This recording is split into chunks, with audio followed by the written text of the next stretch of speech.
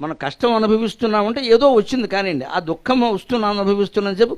కూటస్థమివ లోపల జీవుడు ఉన్న చోటికి చేరి ఈ సుకృతం కూటస్థమివ తిష్టతి, కూటస్థం లాగేదో గూట్లో ఉన్న పెట్టలాగా అలా వేచి చూస్తుంది. ఎందుకంటే పాపం వీడి దుఃఖాన్ని నుంచి విముక్తుడైతే నేను వీడిని పలకరిస్తా, వాడు సుఖపడతాడు. అలా ఉండేది ఏం చేస్తుందంటే సరిగ్గా యావత్ దుఃఖాద్విముచ్యతే, అది వెంటనే తర్వాత వస్తుంది ఖచ్చితంగా. అంటే మనకు దుఃఖం వచ్చినప్పుడు, కష్టం వచ్చినప్పుడు ఒక ధైర్యంతో ఉండాలండి. వాతావరణం బాగా ఉక్కబోస్తుంది అంటే వర్షం కురవడానికి సిద్ధంగా ఉందన్నమాట.